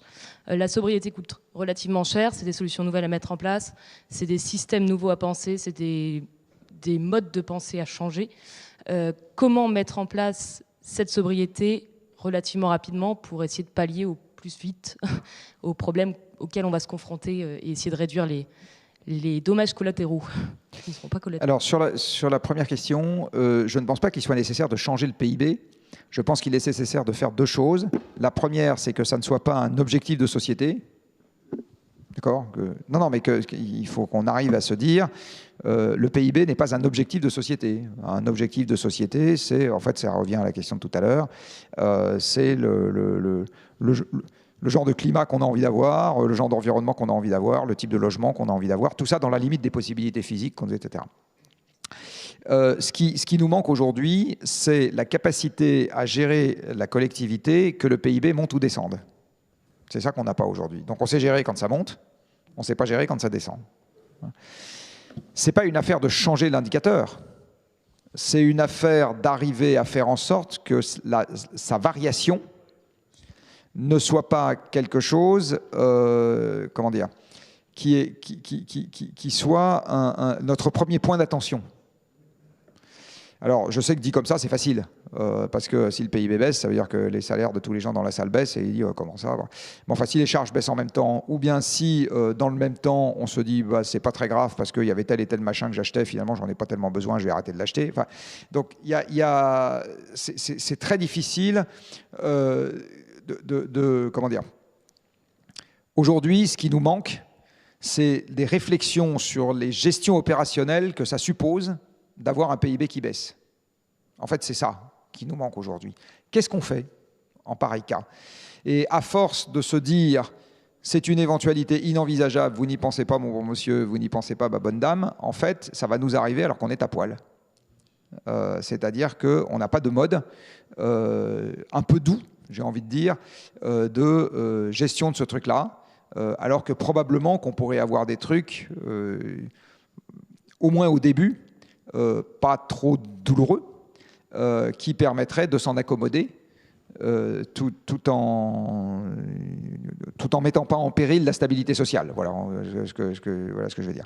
Aujourd'hui, on est quand même dans une construction dans laquelle, avec un PIB en décrue, on ne sait pas gérer la stabilité sociale. Bon, et en fait, c'est ça qu'il faut qu'on arrive à inventer.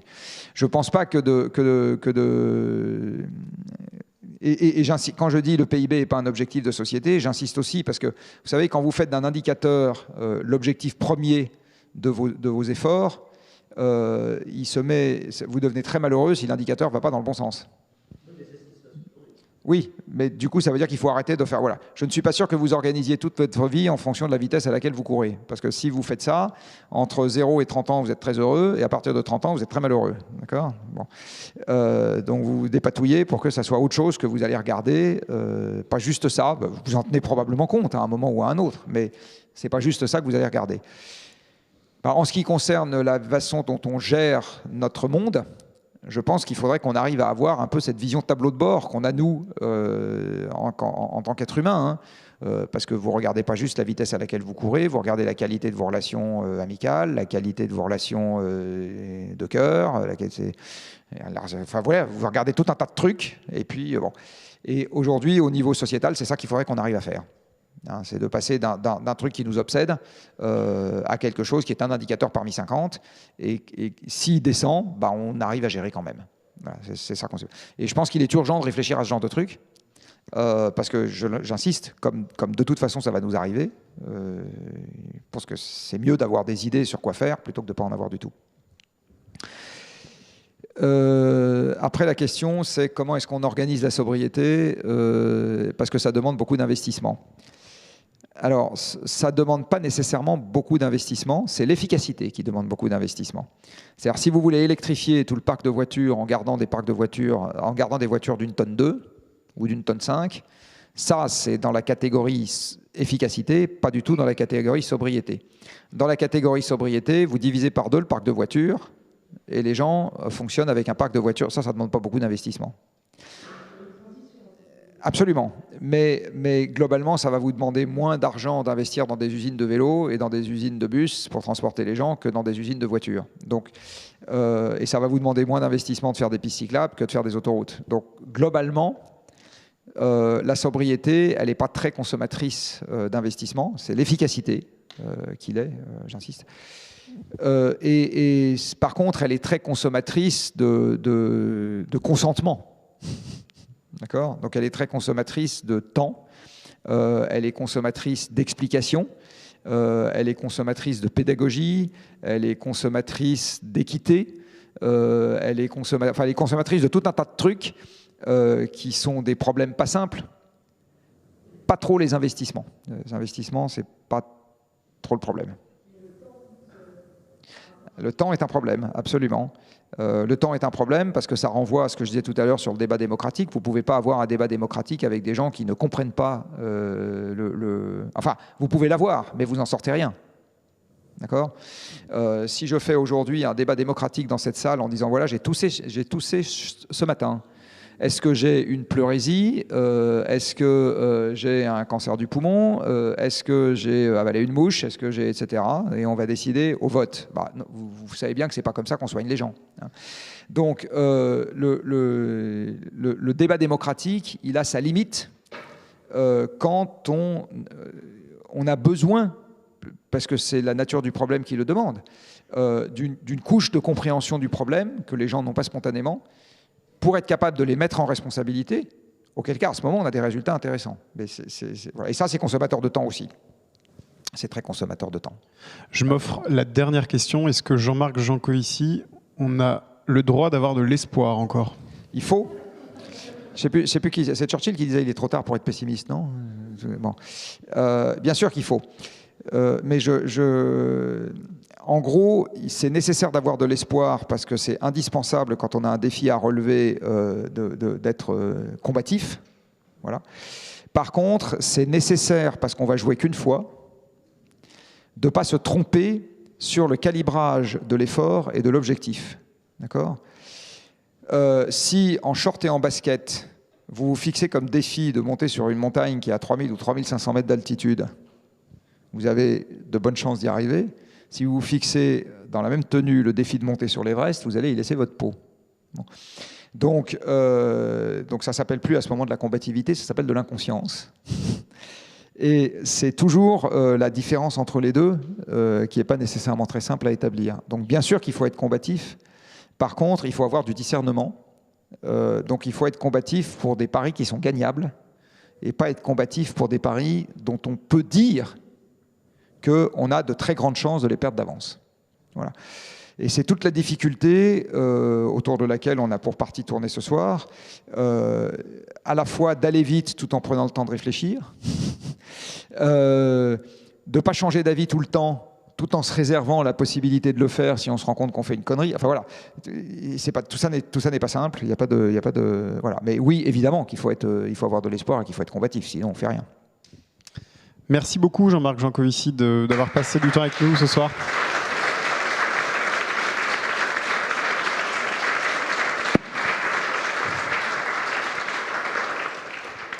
Merci beaucoup à toutes et à tous pour votre présence. Je rappelle qu'on a été enregistré ce soir, donc on aura le loisir de se réécouter ou de nous réécouter si vous le voulez.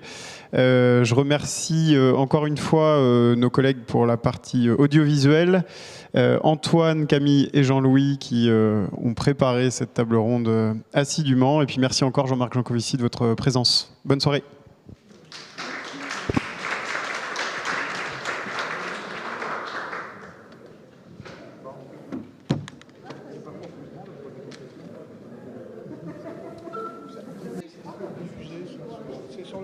Sur la chaîne YouTube.